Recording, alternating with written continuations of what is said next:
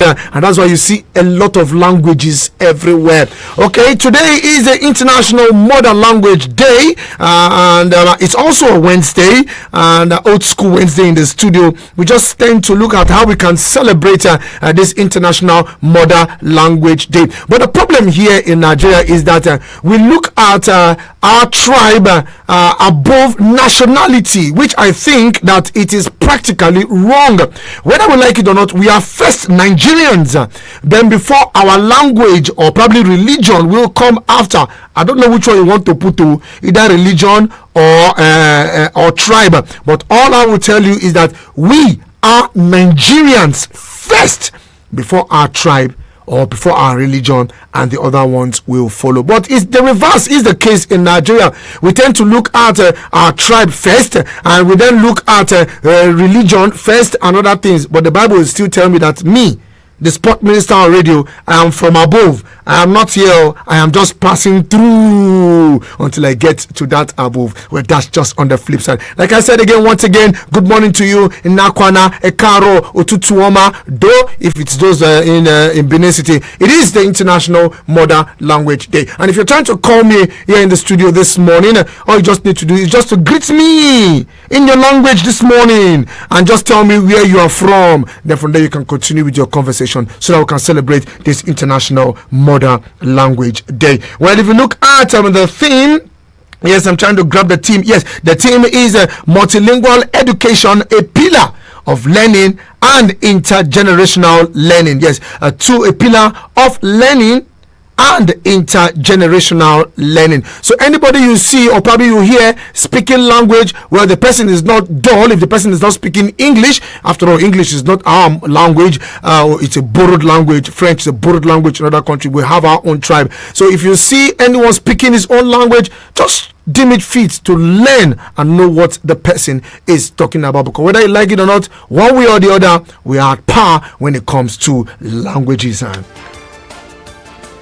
Okay, away from that, it was the UEFA Champions League game yesterday. A massive result, yes, massive result for some of the team. Well, as for Manchester City, yes, they played their own, not the Champions League though. They played the outstanding game against Bedford. We'll also talk about that yesterday. But somehow it was a comeback for PSV against Borussia Dortmund, and the game between Inter Milan and Atletico Madrid. Come on, it was an epic game yesterday. Talking about the UEFA Champions League, we'll talk about that when we return from this quick break, and I will also look at an game that will go down later today. Arsenal, yes, the favor on the paper is in favor of Arsenal. There's a paper in favor of Arsenal, but on the field of play, let's see how it pans out. And the other game will also go down later today. Also, it is match day live across league venues. We'll also look at those games later in the course of the show. And for Kylian Mbappe, within the space of 3 days, we have heard 3 different news, and only yesterday an agreement has been reached. Abuja, let's go for this quick break, and when we return, the Sport Minister on radio will go full blast, giving you all the latest in the front burner this lovely Wednesday morning.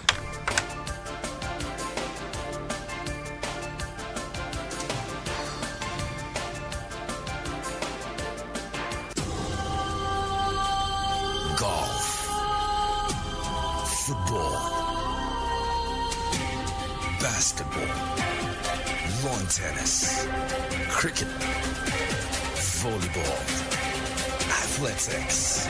It's the mother of all sports show. It's sports on Eagles Wings with Vicky weekdays from 8 a.m. with the real sport. Sports on Eagles Wings. Sportstainment at its finest.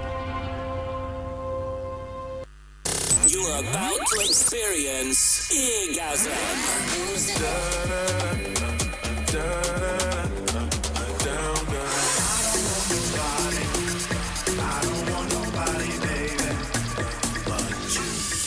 On the Eagles 102.3 FM.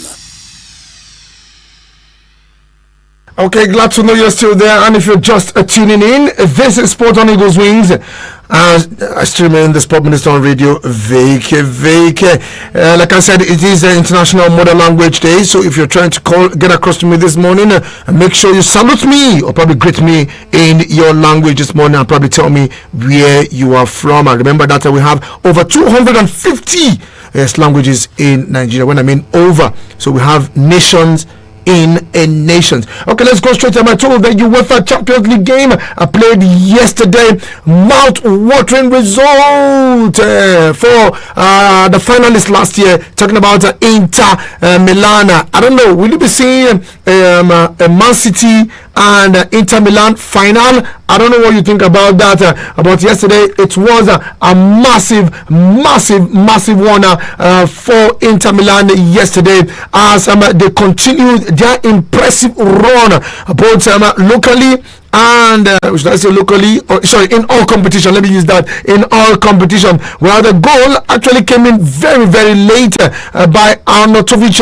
Yes, Arnautovic got the only goal in the 79th minute, breaking the heart of Atletico. Yes, I say that again, breaking the heart of Atletico. Well, looking at the ball possession, not much different from both teams, and looking at the attempt on goal, well, Inter seems to have more attempt. You know, yesterday we talked about the coach saying that don't lose any goal scoring opportunity. Once you have them, give that a strike. And you know the defense of Atleti, very strong, very compact, is a very tall wall, if I'll use that. 19 attempts on goal for Inter against 7, and it went on. Goalkeeper saves, off target, yellow cards, and other completed passes. We see more of Inter. Well, it was a massive game yesterday, and Inter Milan going all out with the victory.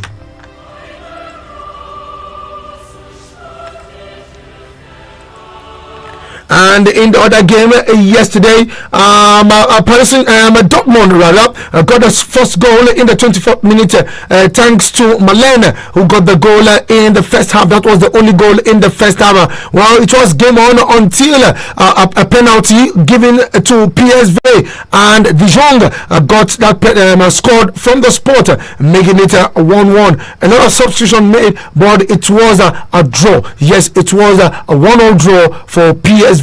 So what will happen when they return back to the sea of yellow? Talking about the home ground of Borussia Dortmund.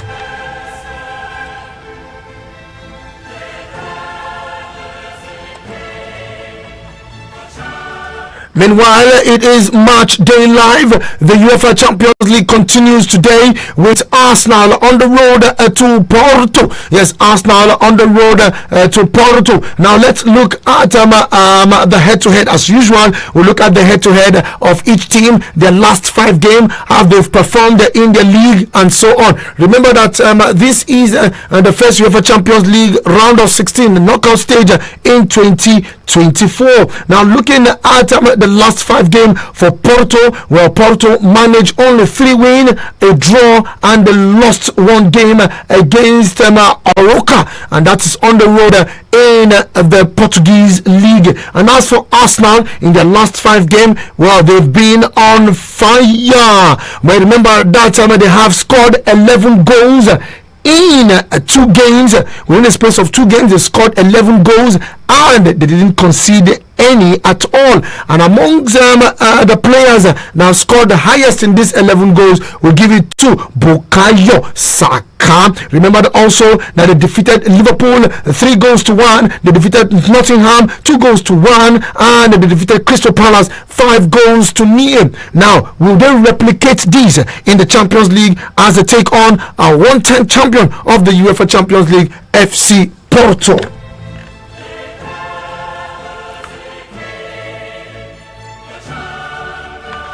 Now looking at the head-to-head between Arsenal and FC Porto. Well, it's an interesting one, but we'll go back to 2006. Yes, precisely 6th of December 2006, where FC Porto and Arsenal played out a goalless draw. Meanwhile, in 2008, 30th of September, Arsenal defeated FC Porto by 4-0. And in the Champions League of the same 2008, 10th of December, FC Porto at their backyard defeated Arsenal by 2-0.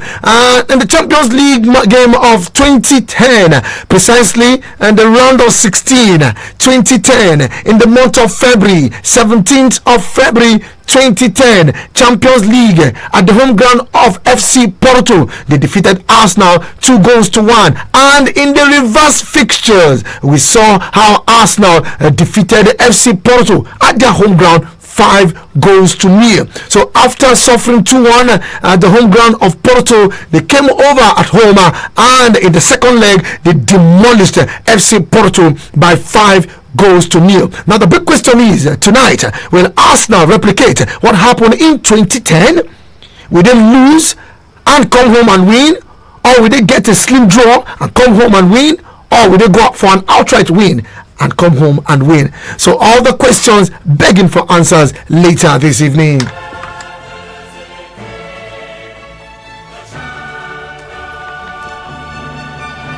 And the other big game that will go down later today is Inform Napoli. Well, will I say they are informed? Well, they've not been too fantastic this season. They are lying 9th on the table. They have sacked their coaches now twice. And did they sack the first one? No. When the other one lifted the trophy, he left, and they brought someone who has been there, and now he has been sacked, and another coach replaced him. Now, we talked about that coach yesterday, and he's going to lead FC Napoli as they take on FC Barcelona later this evening. Now Napoli at home, let's see if Victor Osimhen will be in action later today. Now with that aggression at the African Cup of Nations, he'll be playing against a star-studded Barcelona side who are also struggling because they also want to get to the finals of the UEFA Champions League this season. So let's see how it pans out for Napoli and FC Barcelona. As usual, let's look at the last 5 games, and we'll look at the head-to-head between Napoli and Barcelona.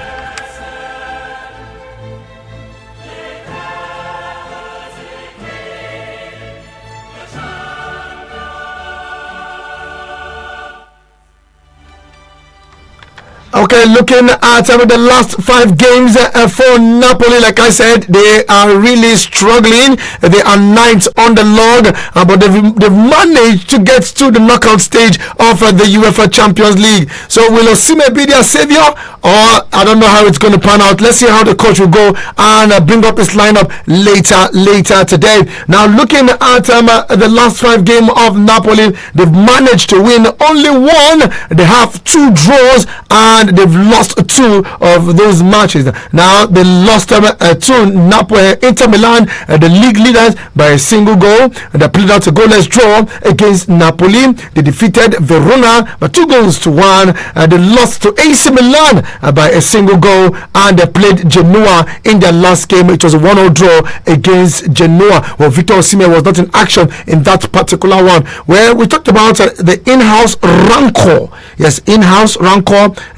You call it dressing room rancor between the players, some getting preferential treatment, the other ones not having preferential treatment. Let's see how it pans out. Hope this will be resolved later today, as probably yesterday or probably before the game, so they can have a smooth game against Barcelona. Meanwhile, looking at the last 5 games of Napoli, Barcelona, they won 3, 1-1, and they lost 1. Now they lost against Villarreal 5-3.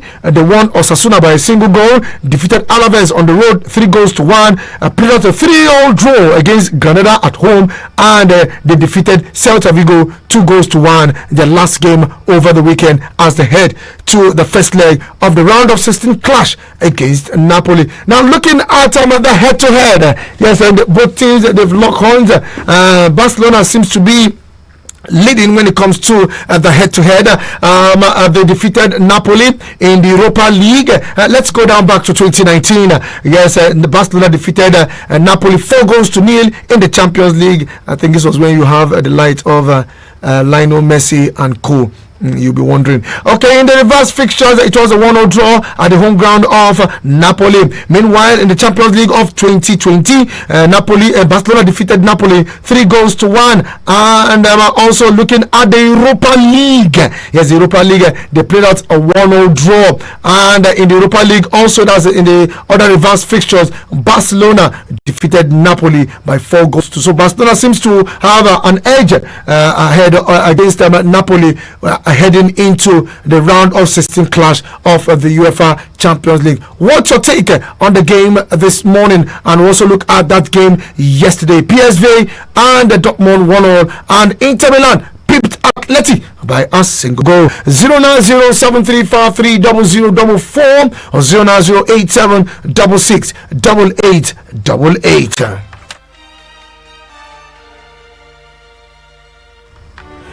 SMS and WhatsApp to 09097054450. Okay, let's look at the other games played yesterday in the Premier League. Looking at Manchester City against Brentford. Well, City seems to be struggling. Yes, it seems to be struggling at this time around. We don't know how far it will go, but they've returned back to second position on the log and displacing Arsenal in the second position after that win, yes, against Brentford. Now the goal came in so late. It scored by Ellen Brut Haaland, and that was assisted by Alvarez in the 71st minute. Well, that's all that City, that's all they needed to continue the chase against Liverpool. Now, just 1 point separating Liverpool and Liverpool and City, and 1 point separating City and Arsenal, and 2 points separating Liverpool and Arsenal. Will this Premier League go down to match 38, where the final game will decide? Come on, we'll share your thoughts on that.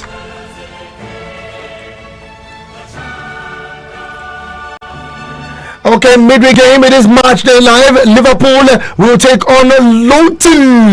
Yes, later today, Liverpool will take on Luton in one of the outstanding games that will go down later today. Will it call it an outstanding game? I think Liverpool will be heading into a goal advantage, probably a game advantage for them. And also we have the Europa League Conference League will also go down later today as Ghent will be up against Maccabi Haifa. Hello to you, good morning. Good morning, Vicky. Good morning to you. Please, can you turn down the level of radio? Yes, this is Jata. Let me speak my language. Okay, let's go there, Jata. Yes, Yashimani, Yanchomafa, Yawala, Yakalanigo, Lafia. I'm from Cardinal State Patriarchal Government, Kamanton by pride. Okay, Thank you, Vicky. that's good. Thank you very much. And let's go there, Jata. Is that all you wanted to tell me? At least you will say something about your mother language this morning. Truly appreciate you, Jata.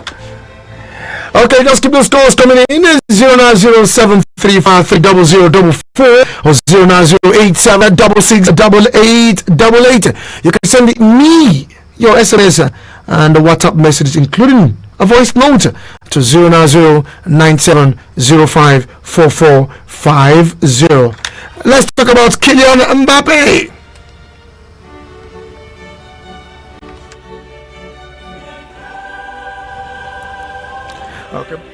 Okay, before we look at Kylian Mbappe, let's take this one. Hello to you, good morning. Hello, good morning. Hello. Okay. Hello, I can hear you. Good morning. Please, can you speak up? Good morning, Vick. Good morning to you.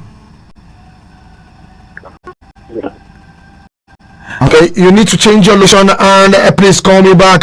Now let's tell you that Paris Saint-Germain striker Kylian Mbappe has agreed to join Real Madrid this summer. Now the France captain has told the PSG he intends to leave the club with his contract expiring in June. Now Mbappe has not signed a contract with Real yet, but a deal could be announced once it is no longer possible for the club to meet in this season's Champions League. Now the World Cup winner in Paris Saint-Germain, PSG record goal scorer with 244 goals. Now Mbappe wanted to feature his future sorted before March, so on February before training he met PSG president Nasser Al Khalifi and told him he was leaving and joining Real Madrid. Okay, now he's set to sign a 5-year deal with Real, earning 15 million euros. That's a 12.8 million a season, plus a 150 million euros. That's 125 million pounds signing on bonus to be paid over 5 years. And it's on, and he will keep a percentage of his image